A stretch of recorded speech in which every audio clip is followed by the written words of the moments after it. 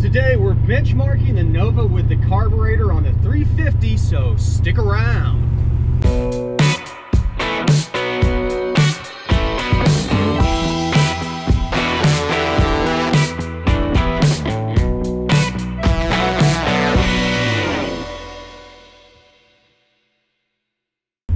What is going on, everybody? Welcome back to the garage, and it is time to do the Sniper EFI install on this thing. I have been messing with this carburetor for way too damn long, and I finally got the thing running pretty good.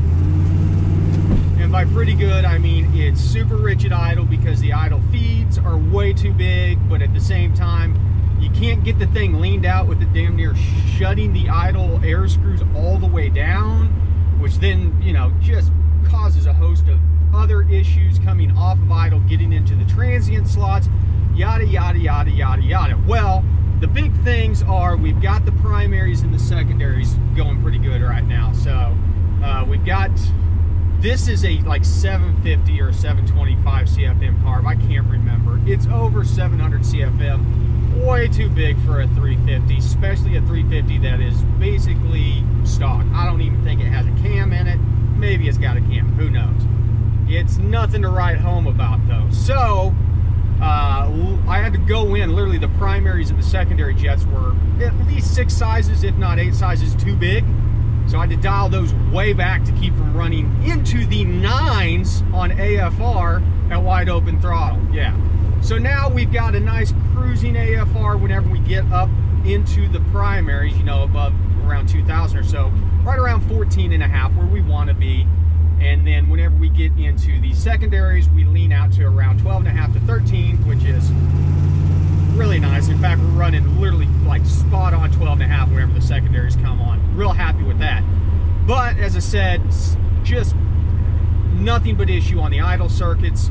Getting the idle circuits working right. There's sometimes a slight stumble on tip-in, and I don't know if it's due to the transients or, you know, I would think that the accelerator pump on this thing would be more than big enough, but it's neither here nor there. This is going to be one of the last times I drive it with this carburetor, much less this motor. We're gonna get this carburetor yanked and replaced with the Sniper EFI, and we're not going to have any of these problems after that. The drivability on this car is going to become way better, tunability 1,000 times better, but we need to go out and do a pull with the Dragy real quick. So I'm going out to my stomping grounds up in Canada. I'm going to sneak across the border since it's closed right now because it's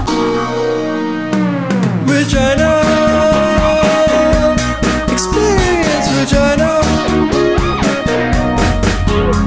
Regina. Another pull whenever we get the Sniper on there to do a back-to-back comparison after we get the Sniper dialed in. So it'll be interesting to see how slow. We're only going to do an 1/8 mile because we're in Canada. We're in an area where there's not roads long enough. I guess there are roads long enough to get up to a 1/4 mile, but I mean, we'd have a hard time even breaking the speed limit. This thing's slow. Slow. So stick around. Okay. Let's get this thing recording.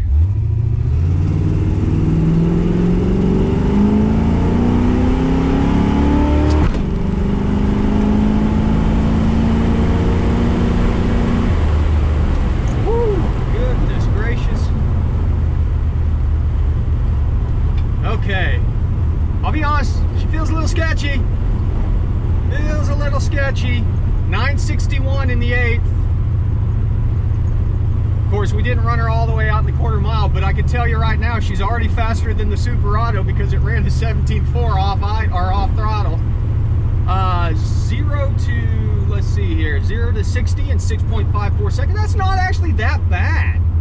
I mean, I'm not even angry. I mean, I'll take it.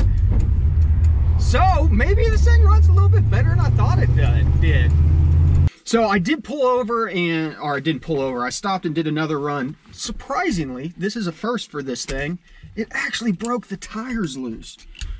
since I've had this car, the carb's been so messed up that you couldn't even get on it to get the tires broke loose. And so I did break the tires loose.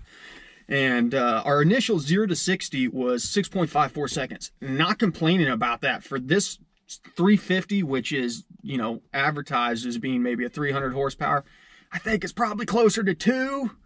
It did rip out a 6.54 0 to 60. And the second time it did a 749 because it was just blasting the tires off. Let's see what we got on the 8th mile. That's the stuff that we really care about today. And we did a 961 at 72.7. So that's pretty respectable for this.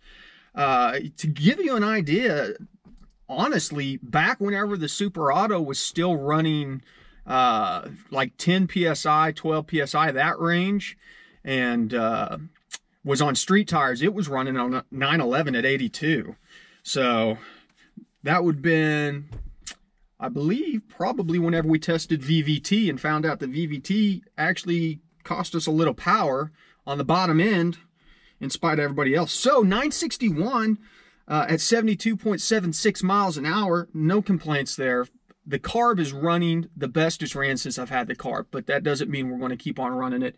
Hopefully we burned enough gas off this thing that I can just pump the rest out of the tank into a jerry can, drop that tank, throw the EFI tank in, we'll run some hoses up, get that Sniper installed along with the Holley dual sync. So we'll probably, you know, generally this would be something I could knock out in a day, but it'll probably take about all weekend because I want to record all this stuff for anybody that's interested in doing some of this. And then we'll have to make sure, and once we get that thing dialed in and tuned, we're going to go out to the same spot. Hopefully we can do it before it gets too cold because, as I said, it's already kind of cold enough where we're starting to have traction issues. If this thing's breaking the back end loose, we're probably to the point where we're not getting any heat into the tires. So, but I got plenty of work to do in preparation of getting the Sniper EFI started. So you guys know the drill. Thanks for stopping by the garage. And remember, ABT, always be tuning.